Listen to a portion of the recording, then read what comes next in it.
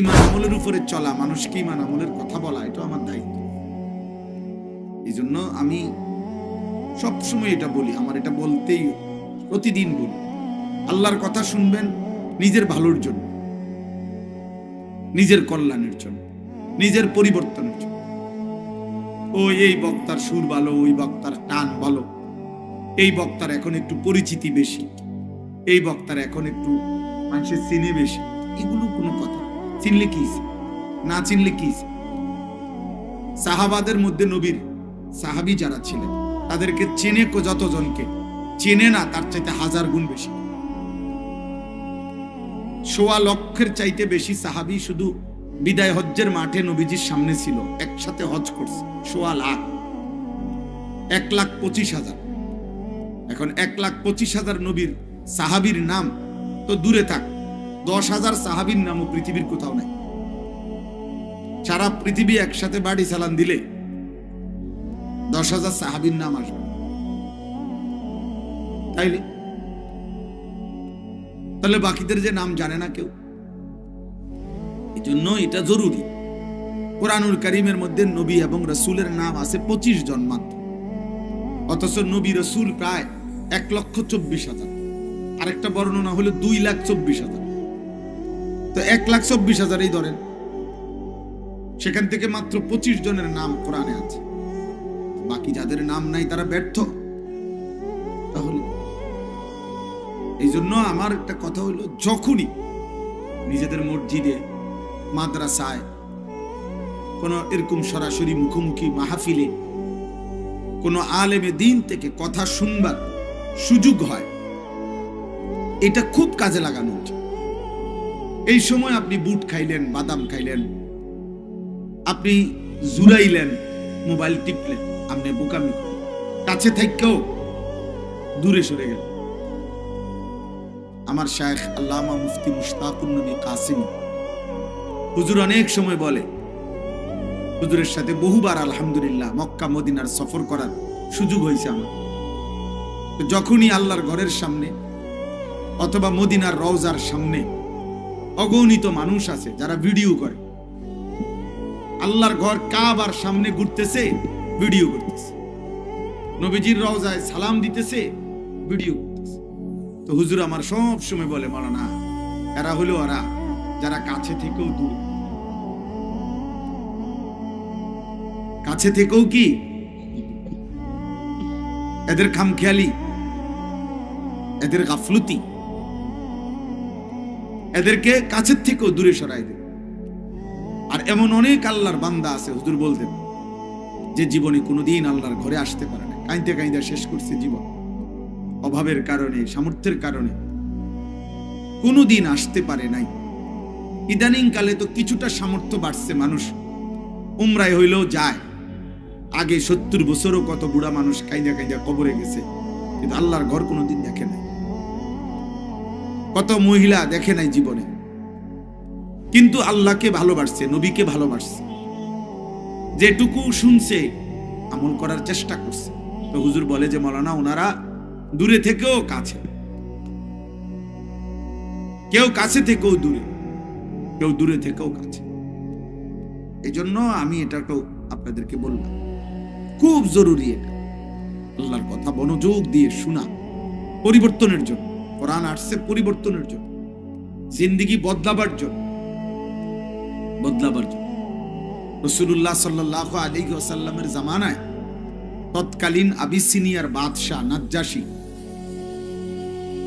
তিনি ওনার রাজ্যে, মানে আবিসিনিয়া মানে হলো এখন আফ্রিকা, ইথিওপিয়া, হাবাসা, তো ওইখানে মুসলিম সাহাবীরা আশ্রয় নিয়েছিলেন। মক্কার কাফেরদের অত্যাচারে অতিষ্ঠ হয়ে আল্লাহ রাসূলের হুকুমে প্রথমবার হিজরত করছিলেন সাহাবীরা। প্রথম হিজরত করছে ওই আবিসিনিয়ায়, দ্বিতীয়বারে হিজরত করছে মদিনায়। তো যখন রাসূলুল্লাহ সাল্লাল্লাহু আলাইহি সাল্লামের সাহাবীরা গেলেন, তখন মক্কার কুরাইশ কাফেরদের 2 জন বড় সর্দার ওই আবিসিনিয়ার বাদশার কাছে অভিযোগ নিয়ে গেছেন যে আমাদের অঞ্চল থেকে কিছু লোক ভাইগা আপনার এলাকায় আশ্রয় নিচ্ছে, ওরা দুষ্কৃতিকারী, মন্দ চরিত্রের। তো আপনি তাদেরকে আমাদের কাছে ফিরাই দেন। তো তিনি বলছেন যে আমি অসম্ভব, আমি একজন বাদশাহ, যতক্ষণ পর্যন্ত ওদেরকে আত্মপক্ষ সমর্থনের সুযোগ না দেব অতক্ষণ আমি তোমাদের কথায় ফেরত দিতে পারি না। আচ্ছা, আমি তাদেরকে খবর দিই। তারপরে রাজ দরবারে রাসূলুল্লাহ সাল্লাল্লাহু আলাইহি সাল্লামের সাহাবাদেরকে আনছে। তো বলছে তোমাদের পক্ষ থেকে একজন বলো যে তোমরা কেন আসছো, এরা তোমাদেরকে ফিরিয়ে নিতে চাচ্ছে কেন। ওই যে ভাই, এই বাইরে কও, বাইরে বুঝে কও, এই বাইরে, এই মোবাইলওয়ালা বাইরে। এমনি আমার দিকে তাকাই, আপনি শুনেন, আপনার জন্য শুনেন, নিজের জন্য শুনেন, কথা বুঝছেন? আমার দিকে তাকান, আমার দিকে তাকায় শুনেন, ওটার দিকে আর তাকায় না, এটা সারা দিনে তাকান মোবাইলটার দিকে। তাইলে বললাম, তখন হযরত জাফর ইবনে আবি তালিব রাদিয়াল্লাহু তাআলা আনহু, নবীজির আপন চাচাতো ভাই, আবু তালেবের ছেলে, ওই যে আলী রাদিয়াল্লাহু তাআলা আনহুর ভাই, উনি সবার পক্ষ থেকে বক্তব্য দিয়েছেন। সেই বক্তব্যে উনি একটা কথা বলছেন, শুধু, আমি অনেক লম্বা খুতবা দিছি, আমি শুধু মূল কথাটা বলতে চাই। তিনি বললেন যে হে বাদশাহ, আমরা মক্কার অধিবাসী, এরাও মক্কার, আপনার কাছে যারা অভিযোগ নিয়ে আসছে, বাকি এদের উপস্থিতিতে আপনি, আমার বক্তব্য হলো, আমরা চুরি করতাম, আমরা জিনা করতাম, আমরা মদ খাইতাম, আমরা হত্যা করতাম।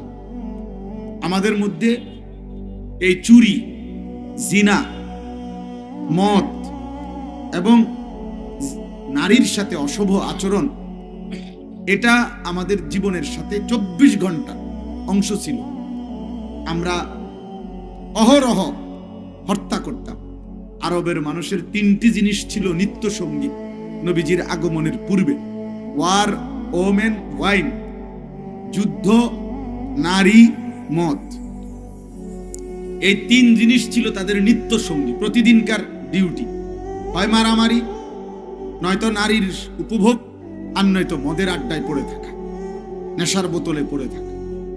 আমরা এমন ছিলাম, আমরা আল্লাহ চিনতাম না, সৃষ্টিকর্তা চিনতাম না, আমরা দেবতার উপাসনা করতাম, দেবতার সামনে মাথা নুয়াইতাম।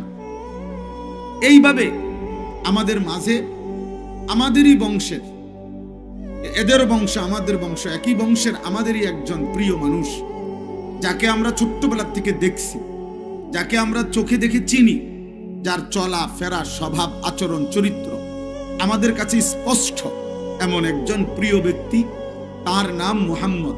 সে আমাদের বংশের লোক, আমাদের পরিচিত, আমাদের চেনা জানা। সে উত্তম চরিত্রবান, জন্ম থেকে, ছোট্টবেলার থেকে আমরা তার কথায়, তিনি আমাদেরকে এক আল্লাহর সন্ধান দিয়েছেন। তিনি আমাদেরকে যাবতীয় এই পাপগুলো ছেড়ে দিতে বলছেন এবং বলছেন ইয়ামুরুনা বিসসালাহ, আমাদেরকে নামাজ পড়তে বলছে, ওয়াস সাদাকা, আল্লাহর রাস্তায় সাদকা করতে বলছে, ওয়াল আফাফা, আমাদের চরিত্র পবিত্র রাখতে, জিনা ব্যভিচার থেকে পবিত্র রাখতে আমাদেরকে তিনি আদেশ করেছেন, অসিলা, আত্মীয়তার সম্পর্ক বন্ধন ঠিক রাখতে বলেছেন আমাদেরকে।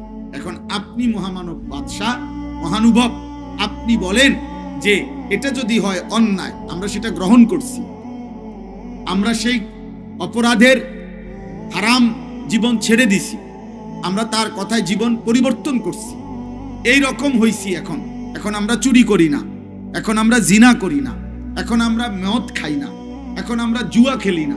এখন এটা যদি পাপ হয়, এটা যদি অপরাধ হয়, তাহলে আপনি আমাদেরকে তাদের কাছে ফিরায় দেন।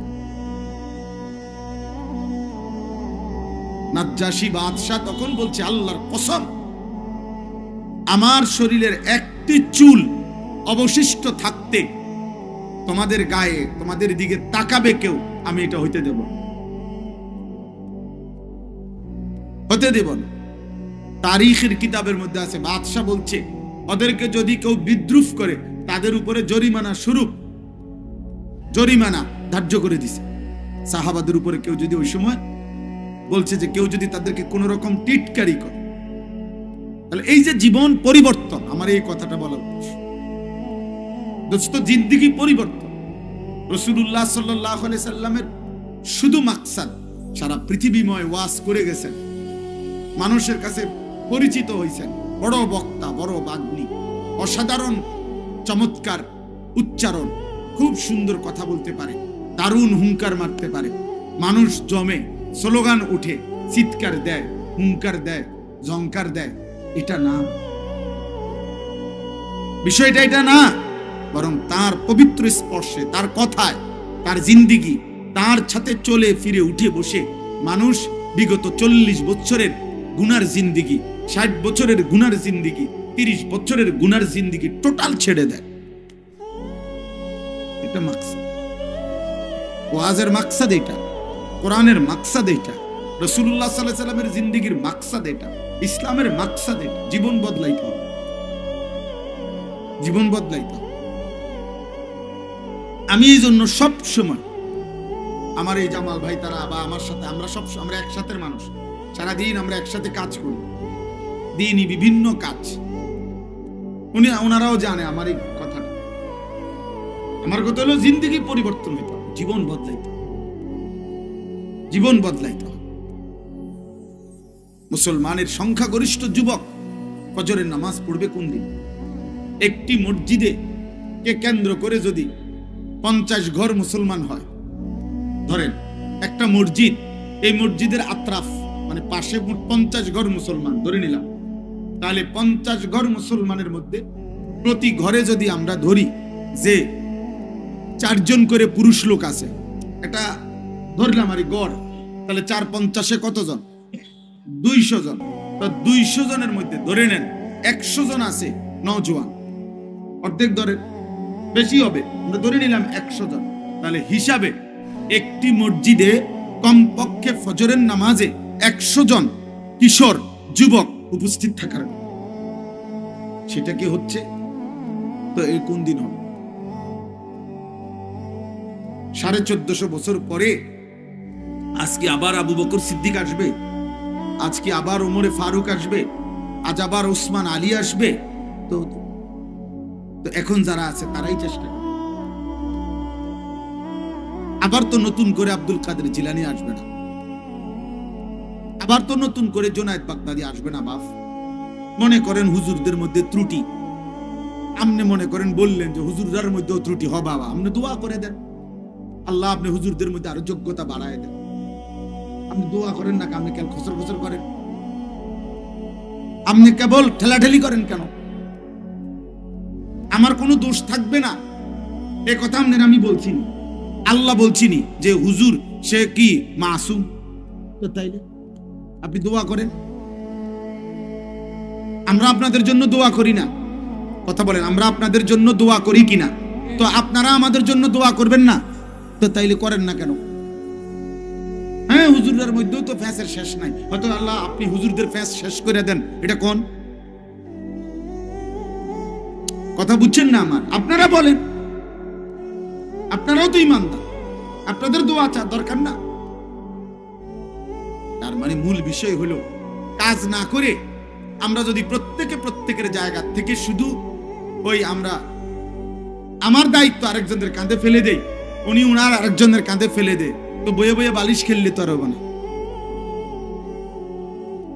বয়ে বয়ে এটা করলে তো হবে না, কাদা ছোড়াছড়ি করলে তো হবে না। দায়িত্ব পালন করবে, দায়িত্ব পালন করবে। এ জাতির কি পরিমাণ মুসলিম, 95% মুসলমানের বাংলাদেশে প্রতিদিন ফজরের নামাজের হালাত। যে জাতি ফজরের নামাজ পড়ে না, মুসলমানের যে মানুষগুলো ফজর পড়ে না, আল্লাহর কসম নবী তাদেরকে বলছে মুনাফিক। বুখারীর হাদিস, মুসলিম শরীফের হাদিস, যারা ফজরের নামাজ পড়ে না তারা মুনাফিক, তারা মুনাফিক। আর মুনাফিকের দ্বারা মুনাফিক ইমানের জন্য জ্বলে উঠতে পারবে না। দুটা স্লোগান দেওয়া সহজ, স্লোগান আমি দিতে জানি আলহামদুলিল্লাহ। স্লোগানের ক্ষেত্রে আমি ছাত্র জীবন থেকে প্রসিদ্ধ ছিলাম, এখনো ভালো স্লোগান, এখনো আল্লাহর রহমতে জামাল ভাই পারতো না আমার স্লোগান। রাজনীতি করে নেতা মানুষ, আমাদের দাউদকান্দি থেকে প্রার্থী, তাইলে আমার বলার উদ্দেশ্য হলো, বিষয়টা হলো এটা, জীবন পরিবর্তন চাই, জিন্দেগি বদলানো চাই। আপনারা যদি প্রত্যেকে না ভাবেন, কেউ না ভাবেন, আমার নবী সাল্লাল্লাহু আলাইহি ওয়াসাল্লামের 23 বছরের এই পবিত্র আমানত তিনি কার কাছে রেখে গেছেন? কেউ নিবেন না।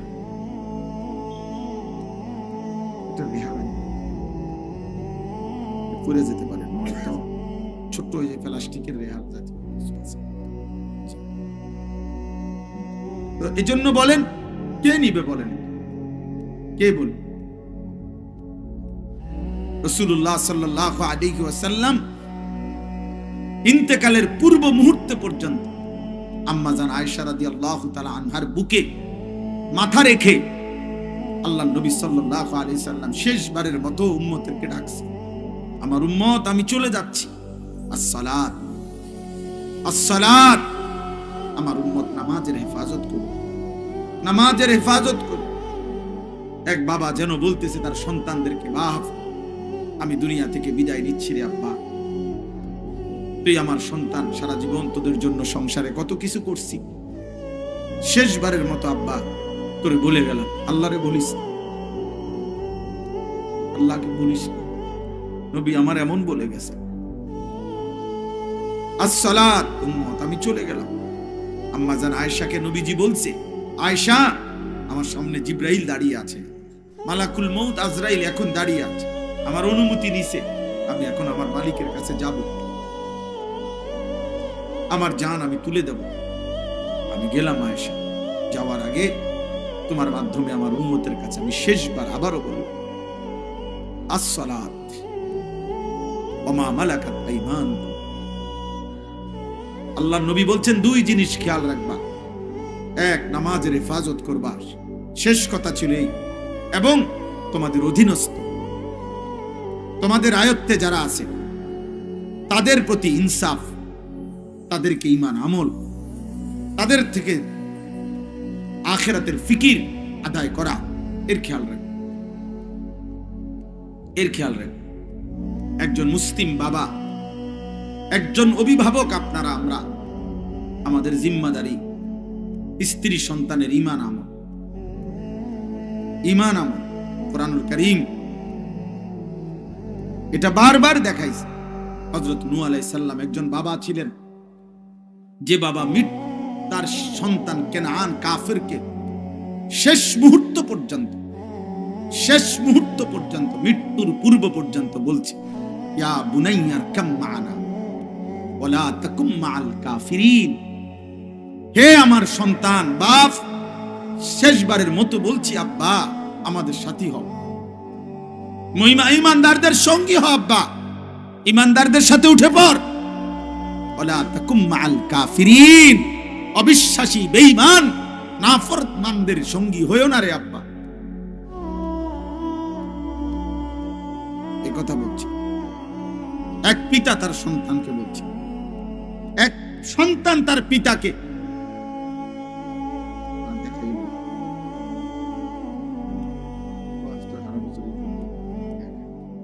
সূরা মরিয়ম কত নম্বর পারেন?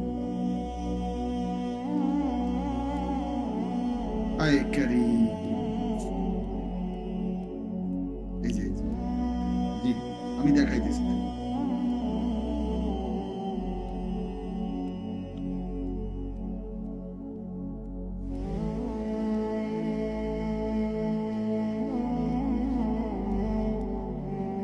একটা আয়াত শুধু শুনাই আর কি।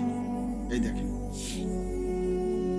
ইব্রাহিম আলাইহিস সালাম উনি ছেলে, ওনার আব্বা হলেন আজর, মূর্তি পূজক, মুশরিক নাকি, এটা আপনারা জানেন না? তো উনি উনার আব্বাকে বুঝাইতেছেন, দাওয়াত দিচ্ছেন, ঈমানের দাওয়াত। কেমনে বলতেছে কথাটা শুনেনি, কোরআন শরীফ আল্লাহ কেমনে কয় দেখেন, ইয ক্বালা লি আবিহি, যখন ইব্রাহিম তার পিতা আব্বাকে বললেন, ইয়া আবাতি, হে আমার প্রিয় বাপ, লিমা তা'বুদু মা লা ইয়াসমাউ ওয়া লা ইউবসিরু ওয়া লা ইউগনি আনকা শাইআ, আব্বা আপনি কি মূর্তির পূজা করছেন, কিভাবে করছেন এটা, যে কোনো কিছু শুনে না, কোনো কিছু দেখে না, কোনো ন্যূনতম কোনো উপকারও করতে পারে না। এই একবার ওনার বিবেক নাড়াইতে চাইছে। আবার বলতেছে, ইয়া আবাতি ইন্নী কাদ জাআনি মিনাল ইলম মা লাম ইয়াতিকা। আব্বা, হে আমার আব্বা, আপনাকে আমি বলছি আব্বা, আমার আল্লাহর পক্ষ থেকে আমাকে আল্লাহ তাওহীদের, একত্ববাদের, ঈমানের এমন ইলম দিয়েছেন যেটা আল্লাহ আপনাকে দেয় নাই। ফাত্তাবিইনি, আপনি আমার কথাটা মেনে নেন। আহদিকা সিরাতান সাবিয়্যা, আমি আপনাকে সরল সোজা জান্নাতের রাস্তা দেখায় দেব। বাবারে বলতেছে, আচ্ছা দুইবার হলো ইয়া আবাতি, দুইবার বলছি। আবার বলতেছে ইয়া আবাতি, হে আমার আব্বা, আপনাকে আবারও বলছি লা তা'বুদিশ শাইতান, আপনি শয়তানের বন্দেগী করেন না। এগুলো শয়তান, এগুলা দেবতা হতে পারে না, এগুলো শয়তান হইতে পারে। আপনি শয়তানের গোলামি করবেন না আব্বা। কেন? বলতেছে ইন্নাশ শাইতানা কানা লির-রহমানি আসিয়া, নিশ্চয় শয়তান তার রহম করেনে ওয়ালা মালিক আল্লাহর সাথে অবাধ্যতা, নাফরমানি করেছিল। করেছে কিনা? আবার বলতেছে, দেখেন, ইয়া আবাতি, হে আমার আব্বা, ইন্নী আখাফু আন ইয়ামাসসাকা আযাবুম মিনার রহমান, যদি আমার আল্লাহর পক্ষ থেকে আপনার উপরে কোনো আযাব পৌঁছে, ফাতাকুনা লিশ-শাইতানি ওয়ালিয়া, তাহলে সেই আযাব মানে জাহান্নাম, আর সেই জাহান্নামে আপনি হয়ে যাবেন শয়তানের সঙ্গী। শয়তানের সঙ্গী। তাফসীরের মধ্যে লিখছে যে, হে বিবেকবান মানুষ, একজন সন্তান তার বাবাকে ঈমানের দিকে ফিরাবার জন্য 4টা লাইন বলছে, 4বারই বলছে ইয়া আবাতি, ইয়া আবাতি, ইয়া আবাতি, ইয়া আবাতি, আব্বা আব্বা আব্বা আব্বা, বারবার বলছে, বারবার বলছে, হে আমার আব্বা, হে আমার আব্বা, আব্বা আপনি ফিরেন, আব্বা আপনি ফিরেন, আব্বা আপনি ফিরেন, আপনি ভুল করছেন আব্বা। এই দরদ চাই, দরদ চাই, দরদ চাই। এক নূহ আলাইহিস সালামের ঘটনা আমি যদি লম্বা বলি, পুরাটা এখন বলতে চাচ্ছি না, মানে পুরাটা আপনি অবাক হবেন।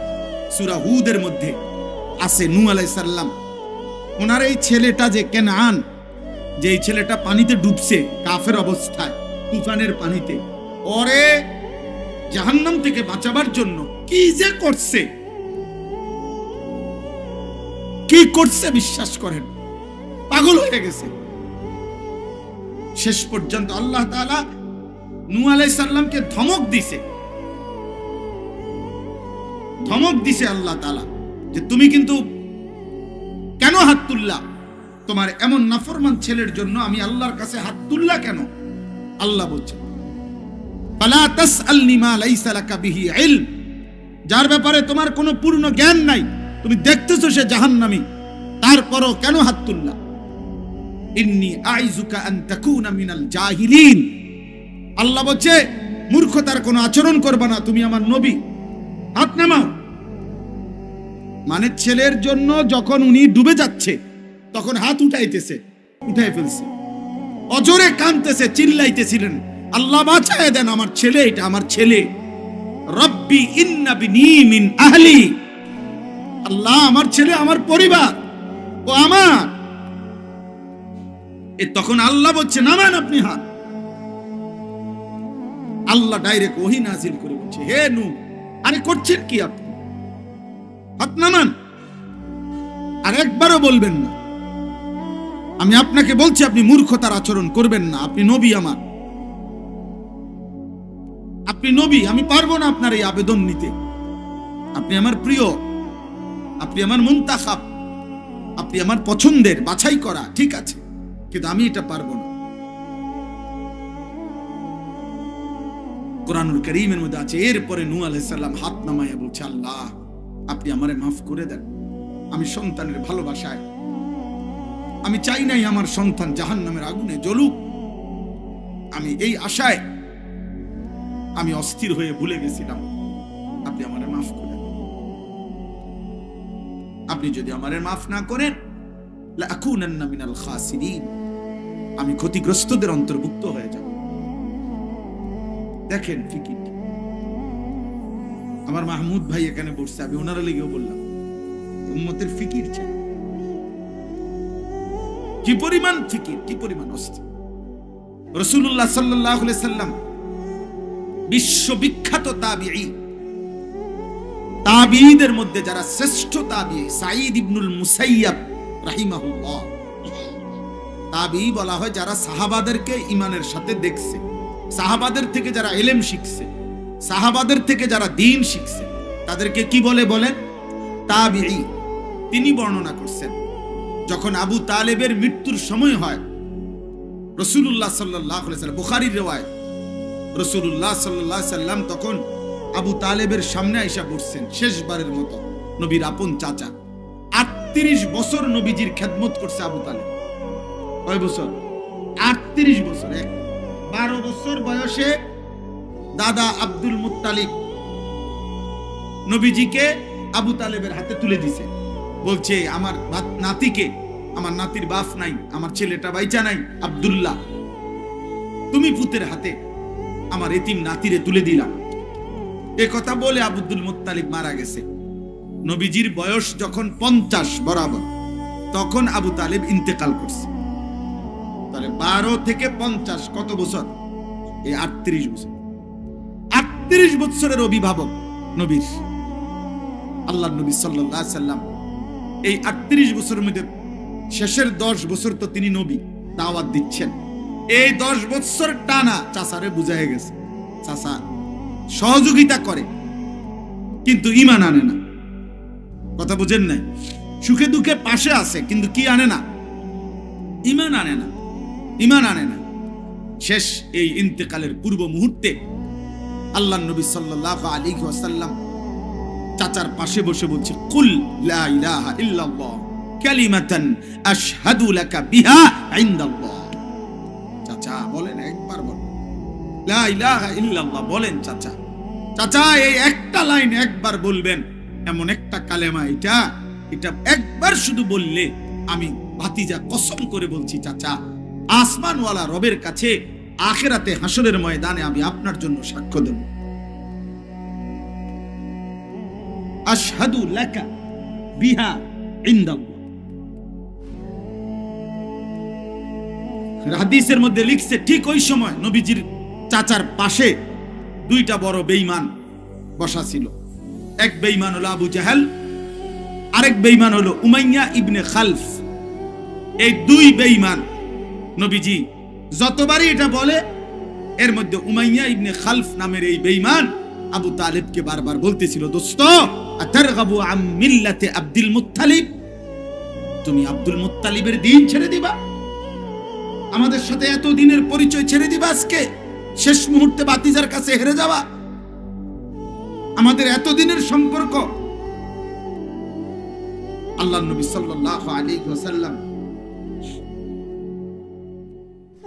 এখানে রিওয়ায়াতে হাদিসে লেখছে দুইটা শব্দ, ফালাম ইয়াজাল রাসূলুল্লাহ সাল্লাল্লাহু আলাইহি ওয়াসাল্লাম ইয়ারিজুহা আলাইহি। নবী বারবার, ফালাম ইয়াজাল মানে ধারাবাহিক, বারবার নবী কালেমা পেশ করতেছেন চাচার সামনে।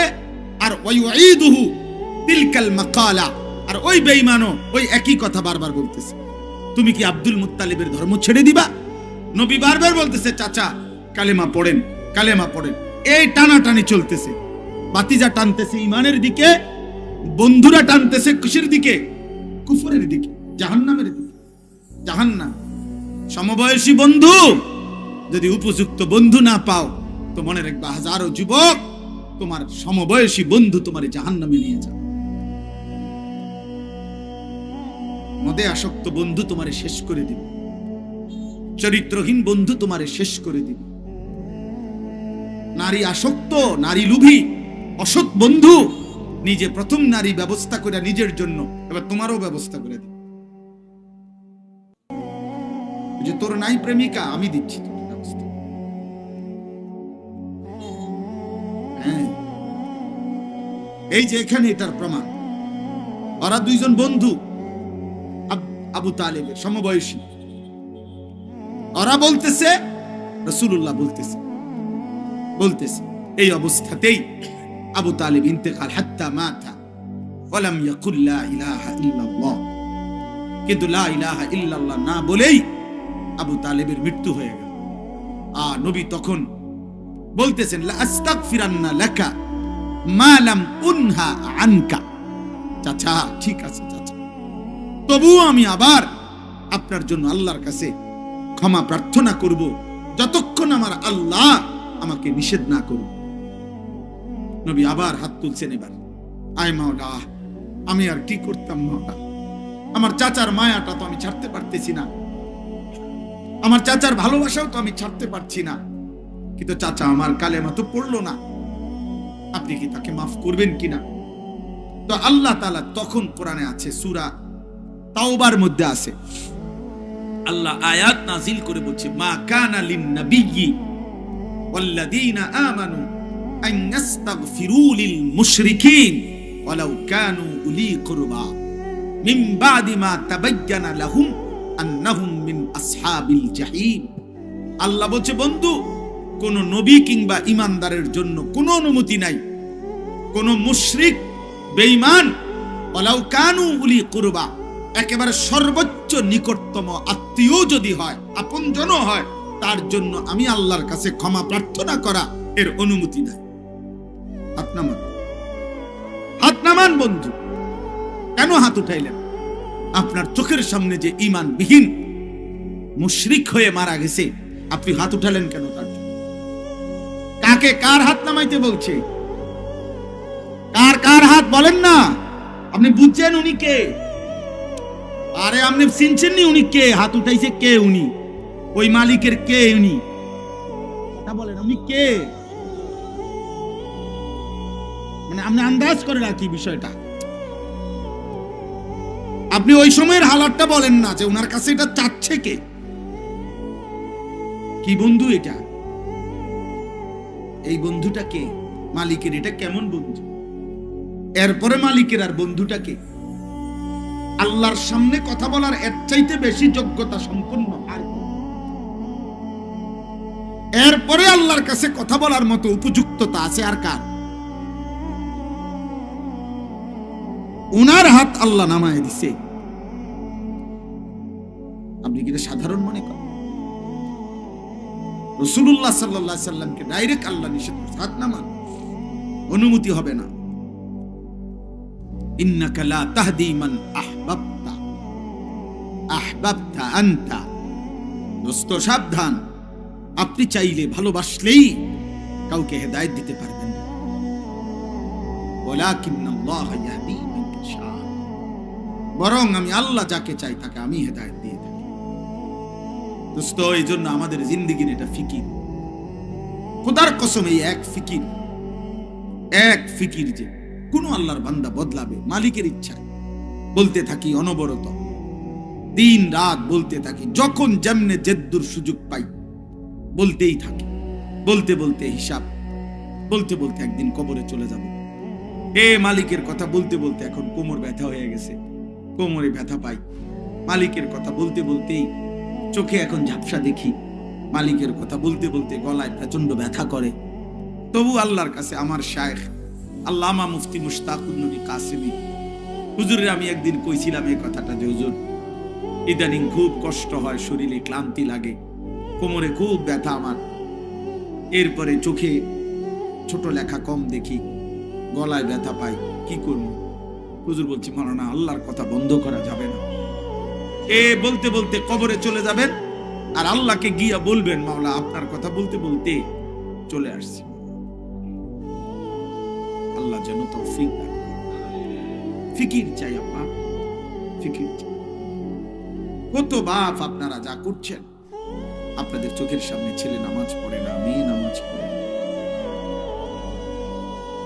আপনাদের স্ত্রী সন্তান নামাজ পড়ে না, হালাল হারামের কোনো পার্থক্য নাই, চুল চেহারা লিবাস পোশাক, মদ জুয়া জিনা ব্যভিচারের ছবি অস্থির দৃশ্য, হারাম নাপাক জীবনের মধ্যে পাগল পারা হয়ে ছুটতেছে। আহা বাবা, আপনি কি একটু কাঁদতেও পারেন না তার লেগে? আপনি কিছুই করার না, আপনি চোখের পানিও না। আপনার চোখের পানিও নাই। আপনি রাত্র গভীরে একটা সেজদা দিয়ে আল্লাহরে দুইটা কথা বলার মতো যোগ্যতাও আপনার নাই। আপনি এর দূরও পারতেন না। এতটুকু বলেন, আল্লাহ আমি তো পারতেছি না আমার ছেলেটার সাথে, আপনি দয়া করেন আল্লাহ। আপনার আমার হৃদয়ে যদি এটা না থাকে, আমার ছেলের নামাজ হলো মূল জিনিস, আমার মেয়ের পর্দা হলো মূল জিনিস, আমার স্ত্রীর ইজ্জত মূল জিনিস, আমার ঘরের, আমার পরিবার, আমরা মুসলমান আব্বা, আমরা মুসলমান, আমরা মুসলমান বাবা, আমাদের আল্লাহ আছে, আমাদের নবী আছে, আমাদের একটা ধর্ম আছে, আমাদের একটা কিতাব আছে। আল্লাহ কোরআনুল কারীমের মধ্যে বলছে, ওয়ালাউ শি'না লাআতাইনা কুল্লা নাফসিন হুদাহা, আমি চাইলে বাধ্য করে দুনিয়াতেই সকলকে আমার আনুগত্য করাইতে পারতাম বান্দা, আমি পারতাম, আমি চাইলে পারি, আমি চাইলে পারি। ওয়ালাউ শাআ লাআমানা মান ফিল আরদি জামিআ, আমি আল্লাহ চাইলে জমিনের সব আমার সেজদা দিতে হবে। অটোমেটিক আজান হলে প্রত্যেকটা মাথা অটোমেটিক সেজদায় নুইবে, এরকম সিস্টেম আল্লাহ করতে পারে? কথা বলে না, পারবে না? আল্লাহ পারবে না? যদি মাথা না নুয়াইতে চায়, ফেরেশতা যদি একটা ঘাড় ছাইয়া একটা মারে কিছে একদিন, তার বাপ না তার 14 গোষ্ঠীও তো আর কোনোদিন মাথা উঠাবে না। আল্লাহ বলেন, আমি চাইলে পারি তো বান্দা, আমি চাইলে পারতাম, কিন্তু আমি তো চেয়েছিলাম তুমি আমারে না দেখে, আমার কথা মেনে, আমার কবর, হাসর, মিজান, ফুলসেরাত, আখেরাত, এই কথাগুলো বিশ্বাস করবা। এত নবী পাঠালাম, এত রাসূল পাঠালাম, এত কিতাব পাঠাইলাম, এত আলেম ওলামা তৈরি করলাম, এত মানুষের মৃত্যু দেখাইলাম, এত জানাজা তোমার সামনে পড়াইলাম, এই সব কিছুর বিনিময়ে যদি তুমি অদৃশ্য আল্লাযীনা ইউমিনুনা বিল গায়ব না দেখে যদি মেনে নিয়ে আমার আখিরাতকে, ওয়াবিল আখিরাতি হুম ইউকিনুন, আখিরাতকে যদি ইয়াকিন করতা, মেনে নিতা, তো আমি তো চেয়েছিলাম দুনিয়ায় অল্প কয়দিন তুমি আমারে সেজদা দিবা, আখিরাতে আমি নিজ হাতে অনন্তকালের জান্নাত তোমারে তুলে দেব।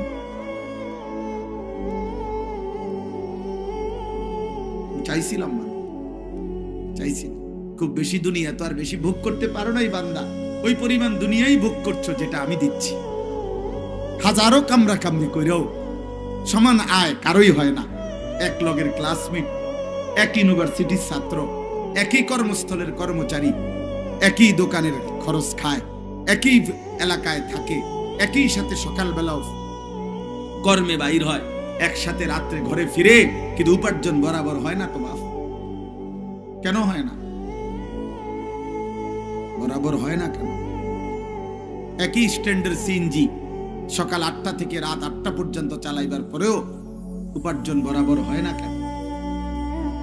একই বাজারের দোকানদার সমান উপার্জন হয় না কেন আব্বা? হবে না তো? আপনি এত মানুষের এটা দেখে, এতদিন ধরে দেখেও বুঝছেন না, আর কোন দিন বুঝবেন? আর কখন বুঝবেন আপনি যে সমান হবে না? বরং তাই হয় যা আল্লাহ তাআলা নির্ধারণ করেছে। ওয়াফিস সামাই রিজকুকুম ওয়া মা তুআদুন, আল্লাহ বলে দোকান জমিনে, ক্ষেত জমিনে, অফিস জমিনে, ব্যবসা তোমার মাটিতে, কিন্তু রিজিক তোমার আসমানে। কোথায়? ওয়াফিস সামাই রিজকুকুম ওয়া মা তুআদুন, আল্লাহ বলে যা কিছু দুনিয়ায় দেব বান্দা, ওয়াদা দিলাম, যত কিছু পাইবার সব কিছুর ফয়সালা আসমানে। কোথায়? তোমার স্ত্রী মিলবে কোন দিন? ফয়সালা আসমানে। তোমার ছেলে হবে না মেয়ে হবে নাকি কিছুই হবে না, ফয়সালা কোথায়? আসমানে। আসমানে। আমার আপন দুটা ভাগ্নি আছে, আপন ভাগ্নি, বড় বোনের মেয়ে, যমজ, ওরা দুইজন যমজ আমার ভাগ্নি। তো মানুষে অনেক গ্রাম্য কথা কয়, যমজের অনেক কিছুই বরাবর হয়, এবারে ইগের সর্দি এলে বলে হেগেরও হয়, এরকম কয় না, অনেক গ্রাম্য কথা আছে। কই তো আমার এই দুনো ভাগ্নির তো বিয়ে দিছি, দুনো ভাগ্নির মধ্যে এক ভাগ্নির 2টা বাচ্চা আছে, আরেক ভাগ্নির একটা বাচ্চাও হয়। কত কান্দা কান্দে আমি, কত সময় আল্লাহর ঘর ধরে ধরে মক্কায় মদিনায় তাওয়াফে তাওয়াফে কত সময় দোয়া করছি। বোন আমার যখনই কথা হয় এইটা একবার কয়, ভাই তুই আমার জিল লেগে দোয়া করিস, আল্লাহ জানে তার একটা সন্তান নেই। কি রে ভাই, বিষয়টা কি? এই জন্য শুধুমাত্র আজকে আপনারা যারা আসছেন, বসছেন, দাঁড়িয়ে আছেন, বসে আছেন, কিশোর ভাই, যুবক ভাই, বয়স্ক বাবা, বুঝতে শিখেন।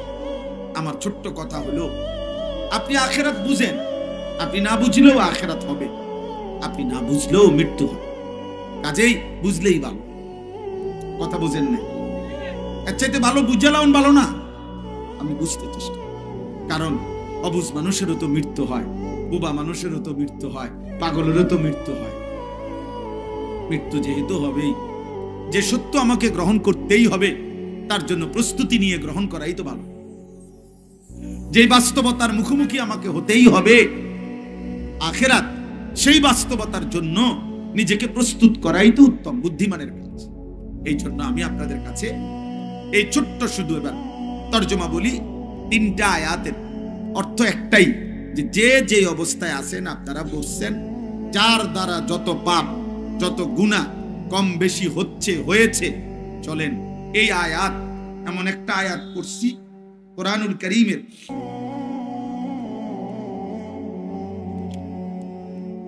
এই যে এই আয়াত হযরত আব্দুল্লাহ ইবনে মাসউদ রাদিয়াল্লাহু তাআলা আনহু বলছেন, 24 নম্বর পারা 39 নম্বর সূরা, সূরা জুমার, এই সূরার 53 নম্বর আয়াত। এই আয়াত হলো কোরআনে আল্লাহর পক্ষ থেকে বান্দার প্রতি সবচেয়ে বড় মাগফিরাত, সবচেয়ে বড় দয়া, সবচেয়ে বড় উদারতা, সবচেয়ে বড় প্রশস্ততার আয়াত এই আয়াত। রাসূলুল্লাহ সাল্লাল্লাহু আলাইহি সাল্লামের জামানায় কিছু লোক আসছে নবীজির কাছে, আয়েশা বলছে, মুহাম্মদ তোমার কালেমা তো পড়তে মন চায়, কিন্তু আমগো তো একটা বড় সমস্যা। কয় যে কি সমস্যা? বলছে সমস্যা হইল আমরা শিরিক করছি, শুধু মূর্তি পূজা করছি, শুধু এতটুকু পাপ আমাদের না, শিরিক তো করছি এই পর্যন্ত, এটা যেমন আমাদের মহাপাপ চলতেছে, আমাদের বাকি পাপও সীমাহীন। আমরা জিনা করেছি প্রতিদিন, আমরা হারাম উপার্জন করছি প্রতিদিন, আমরা মদের বোতলে পড়ে থাকি প্রতিদিন, আমরা চুরি করি প্রতিদিন, অন্যায় করছি প্রতিদিন। মুহাম্মদ বলতে পারবো না কি পরিমাণ জিনা করেছি, মুহাম্মদ বলতে পারবো না কি পরিমাণ চুরি করেছি, মুহাম্মদ এই বলতে পারবো না কি পরিমাণ শরাব পান করেছি। গুনাহ করতে করতে তার কোনো সীমা পরিসীমা নাই। তোমার আল্লাহ মাফ করবে তো শুনছি, কিন্তু মাফেরও তো একটা সীমা আছে, ধৈর্যেরও তো একটা সীমা আছে। তুমি আগে তোমার আল্লাহকে একবার বলতে বলো যে তিনি এই যেই পরিমাণ হিসাব ছাড়া অগণিত আমাদের পাপ, এত বেশি পরিমাণ পাপ তিনি মাফ করবে কিনা আমাদের তো মনে হয় না। তুমি আল্লাহরে জিজ্ঞাসা করো তোমার মালিককে। তো আল্লাহ যেন বন্ধুকে বলতেছেন, বন্ধু আমি জবাব দিচ্ছি, কুল ইয়া ইবাদিয়াল্লাযীনা আসরাফু আলা আনফুসিহিম, হে আমার বান্দারা, আপনি বলে দেন নবী, হে আমি আল্লাহর বান্দা, শুনো, গুনাহ করতে করতে জীবনটা যারা শেষ করে ফেলেছ, জীবনের উপরে যারা জুলুম করেছ, গুনার মধ্যে ডুবে গেছ, চারিদিকে তাকাইয়া যাদের এক সুতা নেকি বলতে কিছু নাই, কুফর, শিরিক, জিনা, ব্যভিচার, মদ, জুয়া, চুরি, ডাকাতি, সমস্ত পাপ, সুদ, হারাম, অবৈধতা, সবকিছু করছো তো করছো একেবারে প্রচন্ড, খুব বেশি, অনেক বেশি। আল্লাহ বলেন, লা তাকনাতু মির রাহমাতিল্লাহ, ওই মালিকের রহমত থেকে নিরাশ হইও না বান্দা। তোমার গুনাহ যে পরিমাণ, তোমার রবের মাগফিরাত তার চাইতে কোটি কোটি বেশি, কোটি কোটি বেশি। ইন্নাল্লাহা ইয়াগফিরুয যুনুবা জামিআ, আমি আল্লাহ, আমি একসাথে, তুমি তওবা করো, ফিরে আসো, ঈমান আনো, শিরিক ছাড়ো, গুনাহ ছাড়ো, চোখের এক ফোঁটা পানি ফেলো, একসাথে আমি সব মাফ করে দেব। এই বাংলাদেশের সমস্ত বাথরুমের সবগুলো পাইপের লাইনও যদি বঙ্গোপসাগরে দিয়ে দেওয়া হয়, যে তোমার কাছে আমরা সমস্ত পায়খানা তুমি বঙ্গোপসাগরের কাছে দিলাম, তুমি কি আবার মাইন্ড করো কিনা, তোমার কোনো স্বাভাবিক প্রবাহ বন্ধ হয়ে যায় কিনা? তো বঙ্গোপসাগর বলবে, না না, আমার কাছে আরো জায়গা আছে, আরো দাও। আল্লাহ বলছে, বান্দা তোমার সব গুনাহ আমার সামনে পেশ করো, আমি সব মাফ করে দেব। আমার মাগফিরাত আরো আছে, আরো আছে, আরো আছে, আরো আছে, আরো আছে,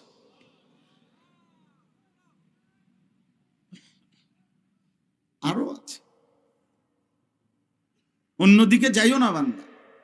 কুল ইয়া ইবাদিয়াল্লাযীনা আসরাফু আলা আনফুসিহিম লা তাকনাতু মির রাহমাতিল্লাহ ইন্নাল্লাহা ইয়াগফিরুয যুনুবা জামিআ ইন্নাহু হুয়াল গফুরুর রহিম।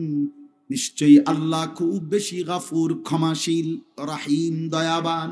আল্লাহ বলেন মাফও করব, দয়াও করব। কি করবেন বলেন? কাজেই আমার এই কথার থেকে যদি এতটুকু উপলব্ধি করেন, তাইলে তওবা করেন। ওয়া আনিবু ইলা রাব্বিকুম ওয়া আসলিমু লাহ। আল্লাহ বলে তোমরা আল্লাহর দিকে ফিরে আসো, তওবা করো। তওবা, তওবা তিন জিনিসকে বলে। তওবা শুধু তওবা কইলে হয় না, তিন জিনিস। এক, যে গুনাহ আমি করছি তা ছেড়ে দেওয়া, আর করব না, ওয়াদা দেওয়া, লজ্জিত আর অনুতপ্ত হয়ে মাফ চাওয়া। আল্লাহ বলেন এই তিনটা যদি বাস্তবিক অর্থে দিল থেকে তুমি বলে থাকো, পৃথিবীর কেউ না বুঝুক, আমি দিল জানি তুমি আসলেই গুনাহ ছাড়ছো কিনা আমি জানি, তুমি আসলেই আর করবা না এটা দিল থেকে বলছো কিনা আমি বুঝি, তুমি লজ্জিত আসলেই কিনা আমি এটা বুঝি। আমি যদি ঠিক মতো অন্তর থেকে বুঝ পাই, তো আমি আল্লাহ সব মাফ করে দেব, সব মাফ। ওয়া আসলিমু লাহু, এবং এখন থেকে নিয়ে বাকি হায়াত যতক্ষণ আছো আমার আনুগত্য, আমার হুকুম, আমার বিধান, আমার গোলামি করো, আমার আনুগত্য করো। মিন ক্বাবলি আন ইয়াতিয়াকুমুল আযাবু সুম্মা লা তুনসারুন। আল্লাহ বলেন চূড়ান্ত আযাব তোমার জীবনে আসবার আগে আগেই, এখানে আযাব মানে মৃত্যু, মৃত্যুই তার আযাবের শুরু। এজন্য আল্লাহ বলেন আযাব চলে আসবে মানে মৃত্যু চলে আসবে, সুম্মা লা তুনসারুন, তখন আর তোমাকে সাহায্য করা হবে না। আজ হায়াত থাকতে তওবা করো, ফিরে আসো, আমার প্রত্যেক কথার আনুগত্য করো। আমি আল্লাহ আসমান ছোঁয়া গুনাহ হায়াত থাকতে তওবা করলে আমি আল্লাহ ওয়াদা দিলাম মাফ করে দেব। আপনার গুনাহ আমনে মাফ চাইবেন, আমনে মরছেন, এরপরে গরু জব করছেন, এরপরে ইমাম সাহেবরে আনছেন, ইমাম সাহেবে আমনের লাগা মাফ চাকা, আমনে কিরছেন, সিরানি খাইছেন আমনে বইয়া বইয়া। আমি আমনের গুনাহ মাফ করে দিতাম টাকা 300 দিয়া, কিতা টেহা দি দিছেন 200 টেহা দিয়া এই 60 বছরের গুনাহ কেমনে মাফ করে? কথা বলে না কেন?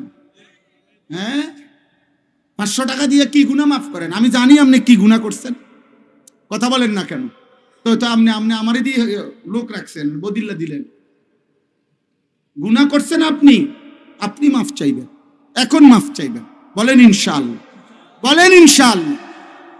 এজন্য আমার ফুতে গরু জবাই করাইয়া আমার মরার পরে আমাগো এলাকার ইমাম সাবরি দিয়া আমার গুনাহ মাফ করাইয়া আমারে জান্নাত বুঝাই দিব। জান্নাত আপনার আব্বার সম্পত্তি না, জান্নাত ইমাম সাহেবেরও বাপের সম্পত্তি না। ইমাম সাহেব জান্নাত টেন্ডার নিছে না, ইমাম সাহেবও আখেরাতে হিসাব দিতে হবে, মুসল্লি সাহেবও হিসাব দিতে হবে। দিতে হবে কিনা বলেন, বলেন দিতে হবে কিনা? তো আল্লাহ আমাদেরকে বুঝ দান করেন।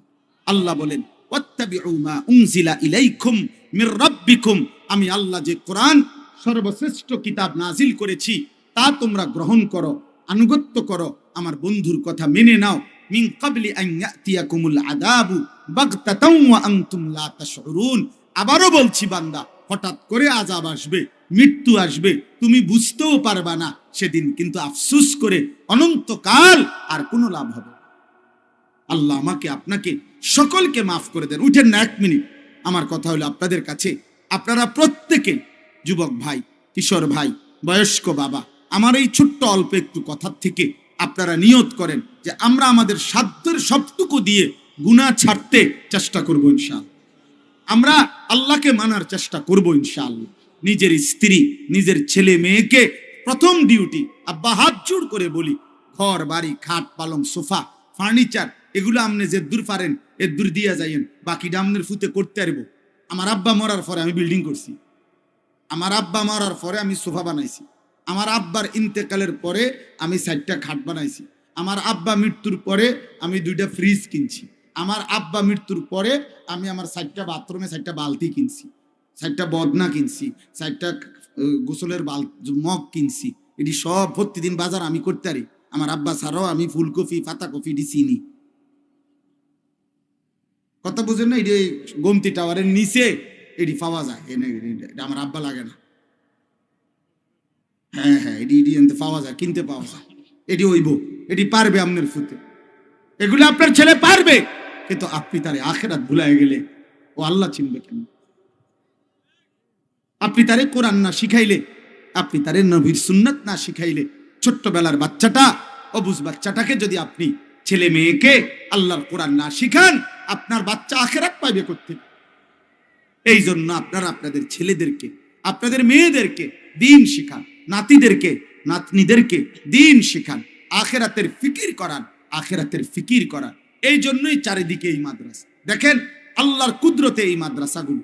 ইদানিং কালে আপনারা একটা জিনিস খেয়াল করেন যে এই 1 মিনিটে শেষ করছি, চারিদিকে দেখেন এত মাদ্রাসা, ছোট ছোট বড় বড়, আলহামদুলিল্লাহ। আপনারা যদি কেউ বলেন যে এত মাদ্রাসা কা, তা আমনে কোন এত মাদ্রাসা কা?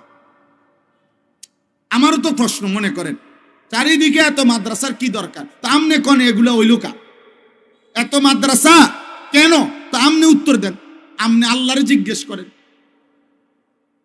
এই জমিনের মধ্যে একটা পাতা পড়ে না কার ইচ্ছা ছাড়া, তো একটা মাদ্রাসা হইয়া গেছে আল্লাহর ইচ্ছা ছাড়া। কথা বুঝছেন না?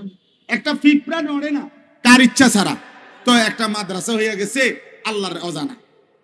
তাইলে অবশ্যই প্রতিটা মাদ্রাসা কোনায় কোনায়, গলিতে গলিতে হচ্ছে কার ইচ্ছায়?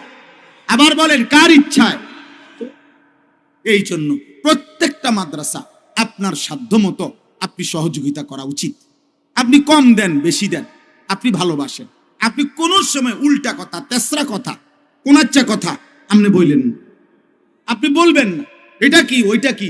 মাদ্রাসা আল্লাহর কোরআন পড়ে, কয়জন পড়ে? 3 জন পড়ে, 1 জন পড়ে, সমস্যা কি? এক আল্লাহর বান্দা, আল্লাহর কোরআন চিনা, আল্লাহর কোরআন পড়তে পারা গোটা কায়নাতের সব পড়ালেখার চাইতে দামি। আপনি প্রমাণ করতে চান? আমার লোক আইন সাবের বাজার, আমার মাঝে তাই। এখন আসুন, সামনের শনিবারে আসবেন। আগামী শনিবার 13ই ডিসেম্বর আমার মাদ্রাসার মাসিক ইসলাহি মাহফিল, সকাল 10টা থেকে 12:30 পর্যন্ত মহিলাদের বয়ান হয়, আর আসর থেকে এশা পুরুষদের জন্য বয়ান হয়। আমি নতুন জায়গা কিনছি মাদ্রাসার জন্য, বড় সড়ো মাদ্রাসা করুন। সারা বাংলাদেশের জওয়ান বুড়া, স্কুল কলেজ ইউনিভার্সিটি, শিক্ষিত অশিক্ষিত, দিন মজুর, ঠেলাওয়ালা, কুলিওয়ালা, সবাই যেন পড়তে পারে। আলাদা ভবন মাদ্রাসা করতে চাইতেছি। যে আসবে যখন দিন শিখবে তখন, যার সময় যতক্ষণ দিন শিখবে ততক্ষণ। আশা করছি এটা 2.5 কোটি টাকার উপরে জায়গার দাম। পারলে জায়গায় শরিক হবেন। 4200 টাকা দিলে আপনি এক মুসল্লার পরিমাণ অংশগ্রহণ করতে পারবেন। 1000 টাকা দিলে কিশোর যুবক উন্নয়ন সদস্য হইতে পারবেন। এগুলার কাগজ আছে। যেমনে পারেন, আমার কথা হলো প্রতিটা ভালো উদ্যোগে আপনি অল্প অল্প করে দিয়ে হলেও অংশগ্রহণ করবেন। আল্লাহ আপনাদেরকে তৌফিক দান করেন। এই দারুল আজহার মাদ্রাসা আলহামদুলিল্লাহ আমার প্রিয় ভাই মাওলানা সৈয়দ আব্দুল কাদের জামাল ভাই পরিচালনা করছে।